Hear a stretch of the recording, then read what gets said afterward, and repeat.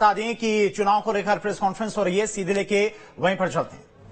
कमलेश प्रताप शाह अमरवाड़ा से और राजन मंडलोई बड़वानी से, ये 3 नाम हैं। और एक, जैसा मैंने कहा था, भारत आदिवासी पार्टी, वहां से कमलेश्वर डोडियार, ये सैलाना से हैं, ये विजयी घोषित किए गए हैं सैलाना विधानसभा क्षेत्र से। अभी के हिसाब से जो रुझान या कह लें तो 166 बीजेपी, 63 इंडियन नेशनल कांग्रेस और 1 भारत आदिवासी पार्टी। और टेक्निकल जो सुबह भी आपने पूछा था, तो मैंने आपको एक अलीराजपुर के बारे में बताया था कि अलीराजपुर विधानसभा के पोलिंग स्टेशन नंबर 8 पे एक मशीन में उसका रिजल्ट डिस्प्ले नहीं हो रहा था, तो उसको अलग रखा गया है। और जब सारे ईवीएम की काउंटिंग हो जाएगी तो हम उसके वीवीपैट की जो पर्चियां उसको गिनते हैं, जो निर्धारित प्रक्रिया है। उसी तरह से दतिया विधानसभा में एक ईवीएम मशीन 3rd राउंड की काउंटिंग में उसके एड्रेस टैग को लेकर के, नंबर को लेकर के थोड़ा सा अभ्यर्थी ने आपत्ति की थी, उसको अलग रखा हुआ है। और सेवड़ा विधानसभा के एक मशीन को अलग रखा है, जिसमें मशीन और मतपत्र लेखा पे जो मतों की संख्या है उसमें थोड़ा अंतर है। लेकिन इन सभी की गिनती हो जाएगी एक बार जो पर्याप्त रूप से जो मशीनें हैं जिसमें कहीं कोई विवाद नहीं है, उनकी गिनती एक बार पूरी हो जाती है। उसके बाद फिर इनकी गिनती भी कर लेंगे नियमानुसार जो भी प्रावधान होगा। इसके अलावा कहीं से कोई मतगणना रोकने जैसी या काउंटिंग में कोई व्यवधान हो मतगणना केंद्र पे, ऐसी कोई सूचना अभी तक नहीं। नहीं, शाहजहांपुर की जो घटना है उसमें जो मतदान का जो मार्जिन है वो मतदान कह रहा हूँ, काउंटिंग का जो मार्जिन है वो कम था। तो उन्होंने जो पोस्टल बैलेट जो रिजेक्ट होते हैं उससे कम संख्या अगर हार जीत की होती है तो पोस्टल बैलेट्स जो रिजेक्ट होते हैं उसको रीवेरीफाई करते हैं। तो कार्रवाई अभी चल रही है। तो धार के धर्मपुरी में वो कोई बैलेट पेपर जो डाक पोस्टल बैलेट पेपर, उसका कोई वो पैटी का वो तो कल वाली पुरानी बात हो गई। हाँ, मैंने मतगणना से उसका संबंध नहीं है। वो कल जब उसको ले जा रहे थे तो उसका जो ताला है और जो उसका कुंडा जो होता है उसको लेके था, तो सबकी सहमति से उसको फिर से सील करके रख दिया था, उसमें कोई दिक्कत नहीं। कल रात की बात है।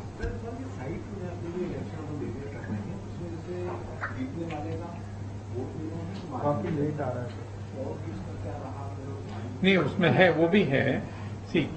वो कई तरह की रिपोर्ट्स हैं। एक रिपोर्ट वो है जिसमें जीतने वाले का मार्जिन और परसेंटेज कितने उसको मत मिले वो आ रहा है। एक रिपोर्ट ये है जिसमें सारे कैंडिडेट्स के नाम आ रहे हैं, किसको कितने मत मिले, कौन किससे कितना आगे पीछे, वो भी आ रहा है। तो कई तरह की रिपोर्ट्स हैं उसमें। इसमें जैसे मार्जिन और स्टेटस तो दे रहे हैं, इसमें निकटतम प्रतिद्वंदी को दे नहीं रहे। चलो मैं देखता हूँ। नहीं यार, मैंने वहीं से निकाला। मार्जिन टोटल वोट दे रहे हैं, मार्जिन दे रहे हैं। और निकट मतलब हारने वाले का उस मार्जिन तो दे रहे हैं, हारने वाले को कितना वोट मिला, क्या नाम है। अगर ठीक, वो भी देख लेते हैं। रीजन वाइज क्या चाहिए? रीजन वाइज मतलब मालवा अलग, निमाड़ अलग, इस तरह से। विनर राइवल मार्जिन ठीक, नोटा वोटा सब चाहिए सर। पिछली बार भी जरूर। अभी देखो। अच्छा, पिछली बार ज्यादा विवाद की स्थिति पैदा हुई थी, इस बार सब शांति रहा। नहीं, अभी मतगणना चल रही है। आप नहीं, नई मशीनें हैं इस वजह से। नहीं, आप कृपया अच्छी बातें बोला करिए। कब तक रिजल्ट आने की उम्मीद है? फाइनल रिजल्ट कब तक आने की उम्मीद है? एक सेकंड बात है। सर, कब तक फाइनल रिजल्ट आने की उम्मीद है? देखो, हर विधानसभा क्षेत्र के जो रिजल्ट्स हैं वो कई जगह पे, क्या आप दिखा रहे हो?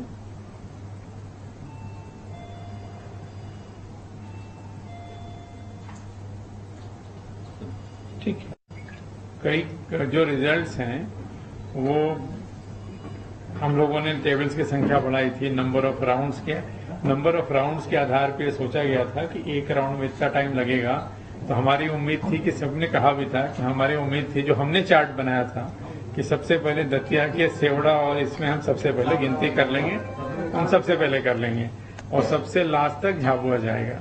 लेकिन हम ये देख रहे हैं कि जहां पे 20-20 जिनके राउंड 12-13 थे, 20 और 22 राउंड वाले रिजल्ट डिक्लेयर हो गए।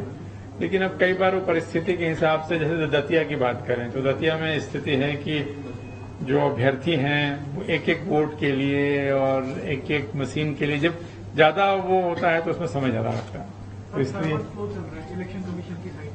सर्वर बीच में थोड़ा स्लो चलने की बात आई थी शुरुआत में, बट अब फिर से उसको ठीक करके रिबूट कर दिया तब ठीक है। सर, अभी किसी भी पार्टी के द्वारा कोई शिकायत आपसे की गई है यहाँ पर मतगणना को लेकर? हाँ, मतगणना आपके पास कांग्रेस नहीं, जो भी शिकायत नहीं कहूंगा, जो भी आ रही है, जैसे भी आप। तो अभी तक जो प्रेस कॉन्फ्रेंस के जरिए आंकड़े दिए गए उसमें बीजेपी लगभग 166 सीटों पर आगे है। वहीं कांग्रेस की बात करें तो 63 सीटों पर कांग्रेस के जो कैंडिडेट हैं वो आगे चल रहे हैं। मतगणना अभी भी चली। इसी बीच एक बड़ी खबर निवाड़ी से, बड़ी खबर आपको बता दें, निवाड़ी से बीजेपी के अनिल जैन चुनाव जीते। 17,280 वोट से अनिल जैन ने जीत दर्ज की है। तो बड़ी खबर निवाड़ी से, बीजेपी कैंडिडेट ने यहां से एक बड़ी जीत दर्ज की है। निवाड़ी से बीजेपी के अनिल जैन चुनाव जीते हैं। 17,280 वोटों से उन्हें जीत दर्ज की है। तो निवाड़ी से इस वक्त की बड़ी अपडेट आपको बता रही हैं। 17,280 वोटों से अनिल जैन, जो कि बीजेपी के कैंडिडेट थे, उन्होंने जीत दर्ज की है।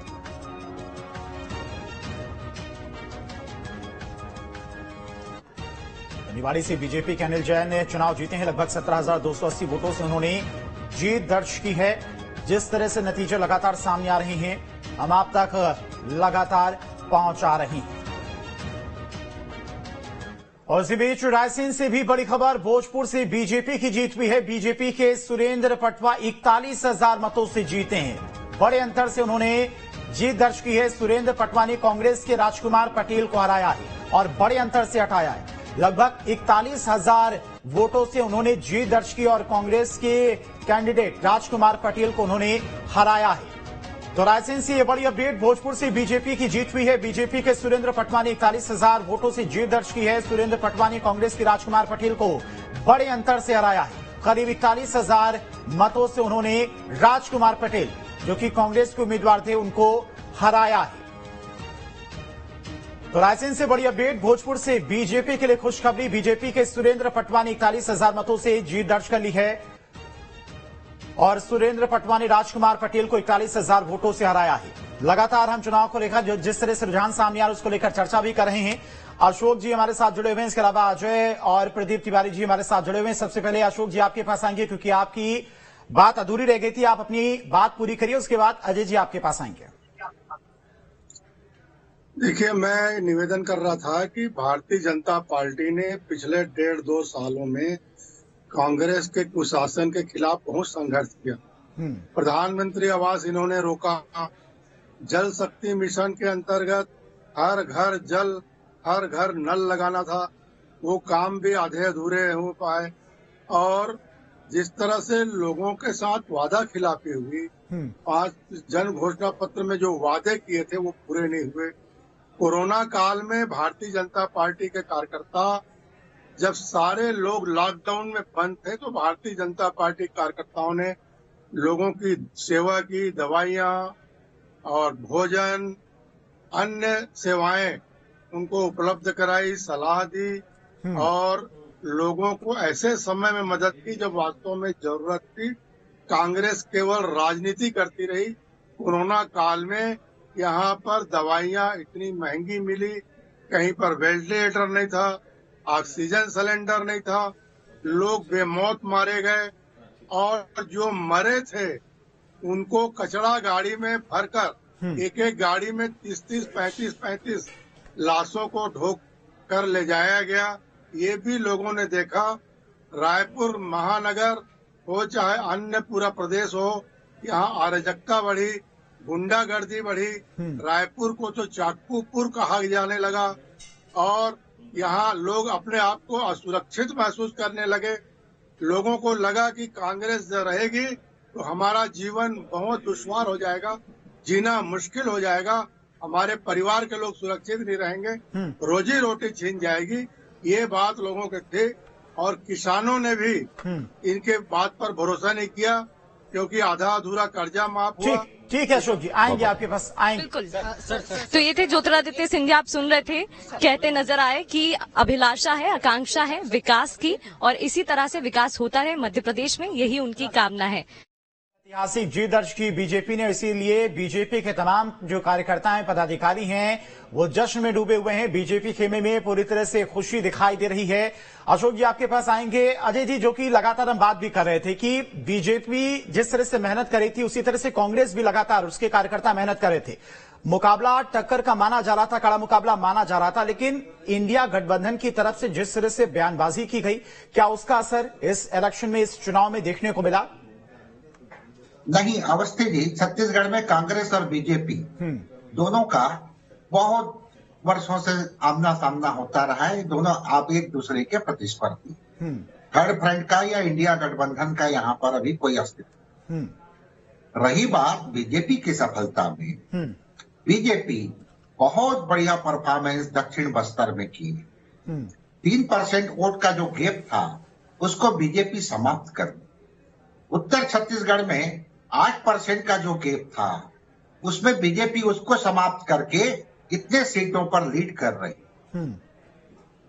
रायपुर संभाग में बीजेपी बहुत बढ़िया परफॉर्मेंस कर रही। या मैदानी छत्तीसगढ़ में पिछले समय कांग्रेस को मात्र 2% वोट ज्यादा मिला, लेकिन बीजेपी की 9% वोट घटी थी, उसकी भरपाई की है। अब इसके पीछे कारण है, दिल्ली में 9 महीना पहले बीजेपी प्रेसिडेंट नड्डा जी, गृह मंत्री अमित शाह जी और आरएसएस के कोऑर्डिनेटर के रूप में संतोष कुमार जी की जो बैठक, उसके बाद समय समय पर बीजेपी के बड़े बड़े नेता छत्तीसगढ़ आते रहे, अपने कार्यकर्ताओं का मनोबल बढ़ाए।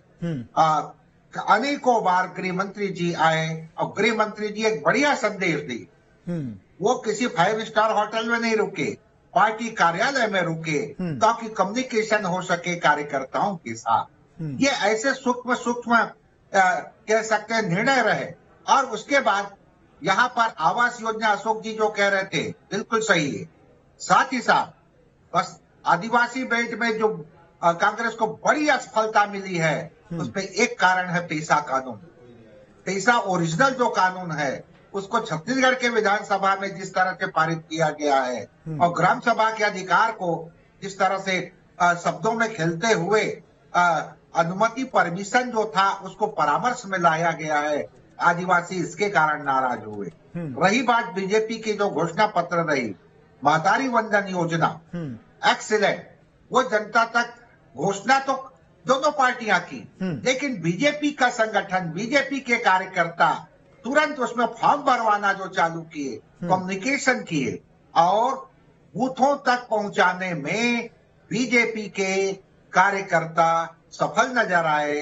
रायपुर में कम मतदान हुआ था, उसी समय क्लियर हो गया था कि एक पार्टी जो है वो अपने मतदाताओं को बूथ तक पहुंचाने में असफल रही है और उसकी तस्वीर आज क्लियर। यानी कि जो छोटी छोटी योजनाएं लागू की गई, उनको धरातल पर उतारने का जो काम बीजेपी के तमाम कार्यकर्ताओं के द्वारा किया गया, वो एक बड़ा फैक्टर इसमें। अजय जी आएंगे आपके पास। इसी बीच एक बड़ी खबर आ रही है, भोपाल से दक्षिण पश्चिम सीट पर बीजेपी की जीत हुई है। बीजेपी उम्मीदवार भगवान दास सबनानी यहां से जीते हैं। पूर्व मंत्री और कांग्रेस प्रत्याशी पीसी शर्मा हारे हैं। ये बड़ी खबर आपको बता रही हैं। भोपाल से दक्षिण पश्चिम सीट पर बीजेपी को यहां जीत मिली है। बीजेपी उम्मीदवार भगवान दास सबनानी ने जीत दर्ज की है। पूर्व मंत्री और कांग्रेस प्रत्याशी पीसी शर्मा की यहां पर हार हुई है। ये बड़ी खबर है। तो भोपाल से बड़ी खबर, दक्षिण पश्चिम सीट पर बीजेपी को बड़ी जीत मिली है। बीजेपी उम्मीदवार ने जीत दर्ज की है।